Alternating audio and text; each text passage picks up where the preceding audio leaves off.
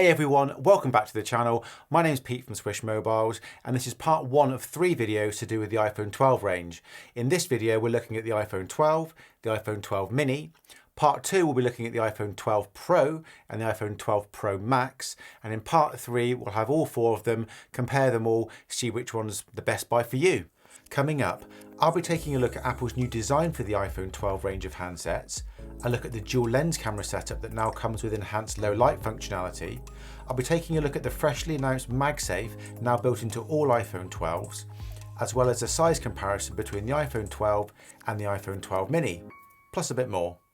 Well, here we have it, the new iPhone 12 in its flatter, thinner, more boxy, a little bit iPhone 4, a little bit iPhone 5, retro modern kind of styling.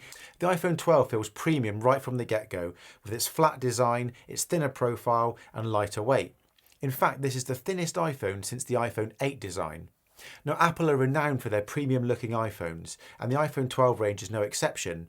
Now, last year's iPhone 11 and the iPhone 11 Pro range, there was a difference. The iPhone 11 felt a little bit more of a budget handset. It had the LCD screen, it was a bit thicker, a bit chunkier, and the iPhone 11 Pro range was that little bit slimmer, had the OLED screen, whereas this year both the iPhone 12 range and the iPhone 12 Pro range are getting the same design and also a very similar OLED screen.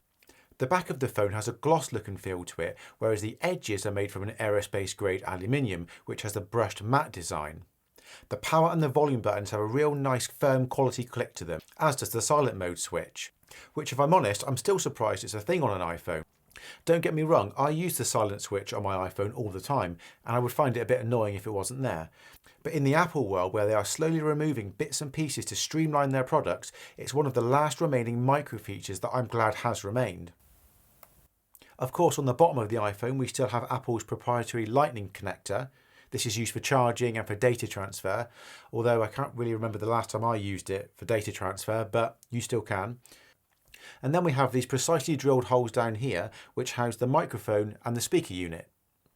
On the back, we have a raised dual lens camera setup with a flash and additional microphone. Now, if we turn the phone over and have a look at the front, up here in this notch area, there's a whole host of things going on. This houses the front-facing camera for stills and videos, the Face ID 3D sensors, which include the infrared camera, the flood illuminator, and the dot projector.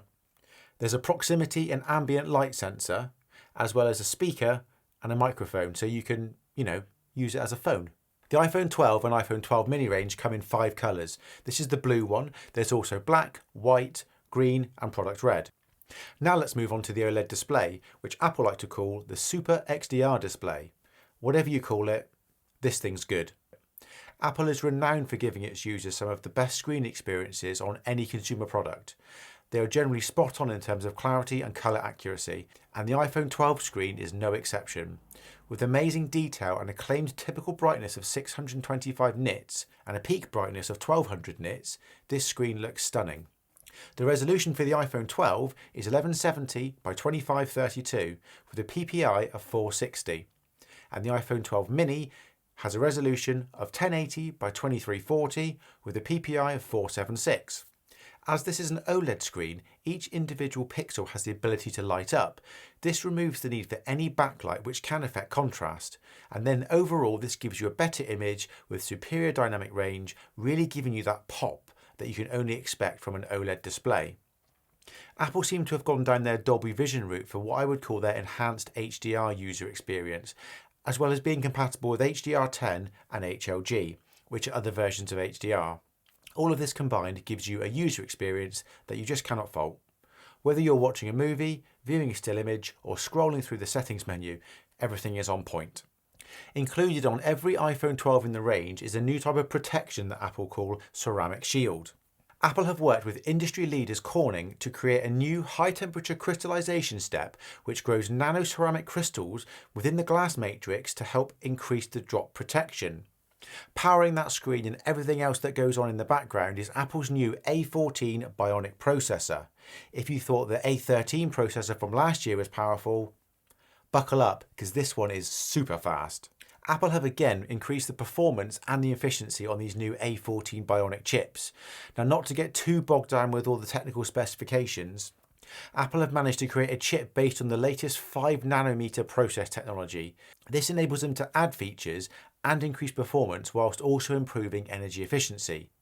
Now, I can't get my head around these numbers, but the Apple engineering team have squeezed 11.8 billion transistors onto this A14 Bionic chip, which is 40% more than last year's A13 Bionic chip. And the Apple team say that their GPU and their CPU are the fastest in any smartphone. So yeah, it's quick. Talking of quick, the new iPhone 12 range all come with 5G built right in.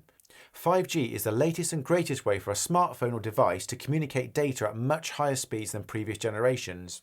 5G, in the UK at least, is in its infancy, but it is growing month on month in the UK and around the world. The networks will now have an extra incentive to ramp up their 5G capabilities, with millions of new iPhone 12s coming onto the market this year and in 2021. 5G comes in more than one type, and the iPhone 12 has custom antennas to be compatible with more 5G bands around the world than any other smartphone. When you do get a 5G signal, it uses a chunk more battery than a 4G signal would. So rather than being constantly fixed on a 5G signal, the iPhone will automatically adjust between 4G and 5G depending on your usage. When the phone detects that you are in need of a data boost, it will kick in the 5G signal and help you out. Once finished, it will drop back down to 4G again. Quite clever, really. Speaking of clever, it wouldn't be a new Apple product launch without a new type of accessory to purchase alongside it. This year is no exception, with the introduction of MagSafe for iPhone. In a nutshell, MagSafe is a simple to use yet clever magnet system that now incorporates iPhone wireless charging. The magnet placement in the phones and the accessories are optimised for alignment and charging efficiency. The more central the device is within the wireless charging coil, the better the charge time. So the magnet creates that perfect placement. There are a bunch of cases and other accessories that have launched with the MagSafe system, as well as loads more to come, I'm sure. Last year's iPhone 11 range had incredible cameras, so what can the new iPhone 12 range give you that the iPhone 11s can't? Well, the main thing that Apple seem to be talking about are the low light capabilities, and they're saying that the new wide camera brings in 27% more light. So whether you're shooting in the day or you're shooting in the night, you should get a level of detail and colour that wasn't previously there with iPhones in the past. So of course, I took the iPhone 12s out to take some test photos and videos. As you can see from the examples now showing on the screen, the images are as you would expect from a high-end device. They have good colour, contrast and clarity with plenty of detail. Even when you zoom in on a particular area, the level of detail is still pretty good. Now let's take a look at some of the photos taken at night, testing out the new better low-light cameras. To be honest, these images were much better than I expected them to be. Each image provided a nice level of detail and the colours had a nice saturation for nighttime shooting. Now onto the video. The clip currently playing is a daytime video shot at 30 frames per second. The sound that you can hear is from the iPhone microphone.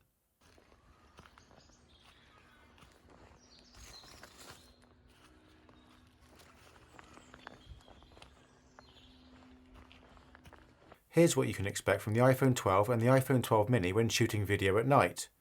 Please let me know in the comments what you think.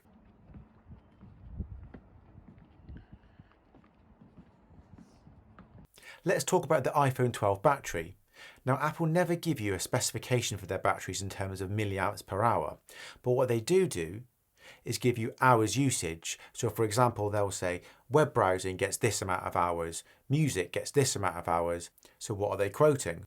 For the iPhone 12, they're quoting 17 hours of video playback if it's stored on the actual device, and 15 hours for the iPhone 12 mini.